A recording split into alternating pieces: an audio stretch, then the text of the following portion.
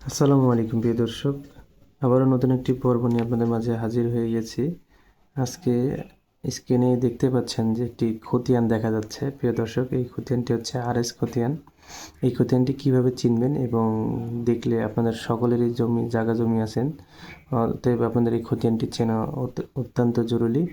এই খতিয়ানটি আপনি চিনবেন কিভাবে, সেই বিষয় নিয়ে আপনাদের সাথে আলোচনা করব। পুরো ভিডিওটি না টেনে আমার সঙ্গে থাকুন এবং যদি এই ভিডিওটি দেখে যদি আপনাদের উপকার আসে তাহলে অবশ্যই ভিডিওটি অন্যকে দেখার জন্য শেয়ার করে রাখবেন। প্রিয় দর্শক, মোটামুটি বাংলাদেশে 1995 সালের পর থেকেই কিন্তু এই আরএস জরিপ বাংলাদেশে চলমান আছে। এরপরে কিছু কিছু জায়গায় বিআরএস জরিপটি হয়েছে না, আর ম্যাক্সিমাম জায়গায় কিন্তু এই আরএস খতিয়ানটি এখনও চলমান আছে। আর ঢাকার ভিতরে সিটি খতিয়ান যেটি বিআরএস, সেটি ঢাকাতে সেটাকে সিটি খতিয়ান হিসেবে ধরা হয়েছে। প্রিয় দর্শক, আরএস খতিয়ান কিভাবে চিনবেন? যখন এখানে কিছু লেখা থাকবে না, শুধুমাত্র খতিয়ান থাকবে, তখন কিভাবে চিনবেন, এই বিষয় নিয়ে আপনাদের সাথে আলোচনা করব। প্রিয় দর্শক, প্রথমে দেখাই, এটি লম্বালম্বি হবে। আরএস খতিয়ানটি দুই পৃষ্ঠা একটি খতিয়ান হবে। এটি দেখবেন 2 পৃষ্ঠায় লম্বালম্বি থাকবে, মাঝখানে কোনো দাগ থাকবে না, লম্বালম্বি ঘর কাটা থাকবে। এই যে এই ঘরগুলো থাকবে প্রিয় দর্শক, এই যে লম্বালম্বি, এই যে দেখতে পাচ্ছেন যে পুরা ঘরগুলো লম্বালম্বি থাকবে। একদম 2 পৃষ্ঠায় কিন্তু ঘরগুলো দেখবেন একদম লম্বা। দেখতে পাচ্ছেন যে এই ঘরগুলো একদম লম্বালম্বি।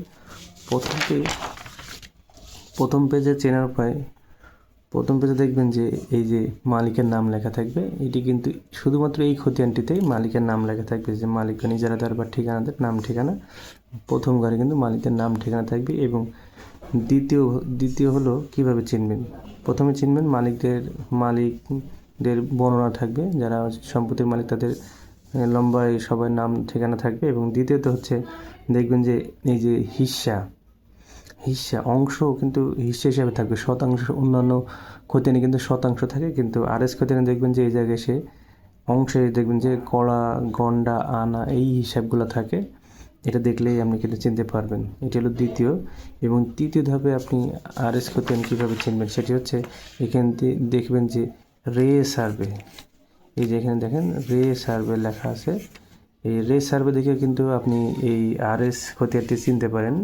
প্রিয় দর্শক, এখন বর্তমানে কিন্তু আরএস খতিয়ানটি আবার প্রিন্টেড কপি বেরোচ্ছে, সেটা আবার 1 পৃষ্ঠা।